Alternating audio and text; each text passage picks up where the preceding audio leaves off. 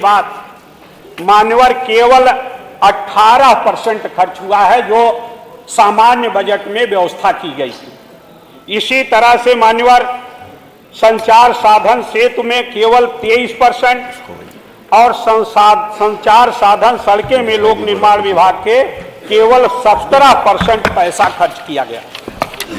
मान्यवर समाज कल्याण विभाग जो पूरे प्रदेश में वंचित समाज का, पिछड़े समाज का, अनुसूचित जाति के हितों के लिए, गरीबों के लिए काम करता है, 9 महीने में 24%, जनजाति कल्याण में 24%, अनुसूचित जनजातियों के लिए विशेष घटक में 37%, संस्कृत विभाग में 15%, ग्रामीण जलापूर्ति में 25% और सबसे महत्वपूर्ण किसानों का जो विभाग है, सिंचाई विभाग निर्माण कार्य, उसमें 15% खर्च हुआ।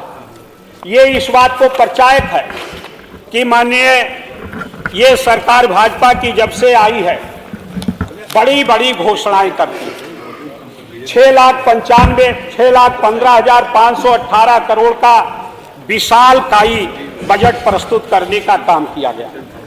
मान्यवर अभी तक 9 महीने में जो 6 महीने का फिगर माननीय मंत्री जी ने स्वयं दिया है, उसके अनुसार अभी तक जो प्राप्तियां हैं वो केवल 35% है 6 महीने में, और खर्च जो है वो 33% है टोटल बजट का। यानी घोषणा तो किया बड़ा बजट का आकार का, और ये कहा कि अब तक का सबसे बड़ा बजट हम प्रस्तुत कर रहे हैं।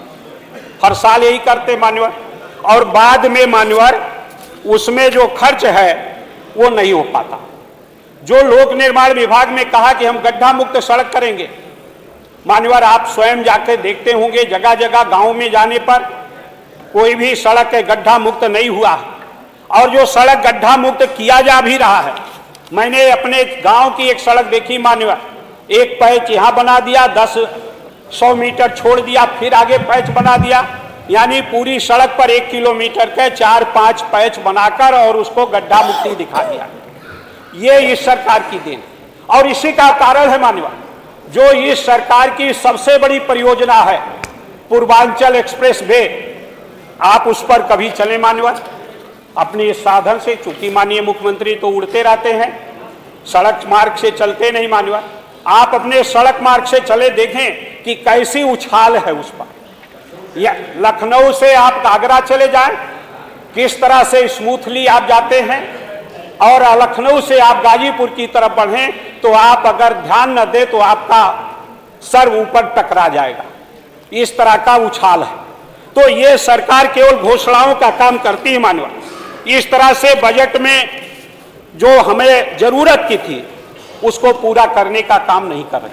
और मेरा ये मानना है कि लोकतांत्रिक मर्यादाओं में ये सरकार विश्वास नहीं करती, और इसी का परिणाम है मान्यवर कि आज विधानमंडल में इस बात का वचन देने के बाद भी कि हम विधानमंडल क्षेत्र विकास निधि 5 करोड़ करेंगे, 3 करोड़ रहने पाया, उसमें नहीं बढ़ाया गया। साथ ही साथ 54 करोड़ रुपया जीएसटी का उसमें अलग से चला गया, उसका कोई इसमें लेने का काम नहीं किया गया। इस तरह से जो महत्वपूर्ण विभाग थे, स्वास्थ्य विभाग, चिकित्सा शिक्षा विभाग, इतने बड़े मेडिकल कॉलेज, इतने पूरे प्रदेश में हर जिले में लगभग मेडिकल कॉलेज बन गए, और उसके बाद भी उसका बजट का आकार आज 246 करोड़ रुपया केवल चिकित्सा शिक्षा में लिया जा रहा है। उसका परिणाम है कि अभी गोंडा में अस्पताल में बेड पर कुत्ता सोया हुआ मिला। जगह जगह ये स्थिति बनी हुई है। इसलिए कि हमें जो कार्य करना चाहिए, व्यवहारिक कार्य करना चाहिए, केवल जबानी कार्य में हम विश्वास करते हैं, सरकार विश्वास करती है, और धरातल पर कोई काम नहीं करना चाहती।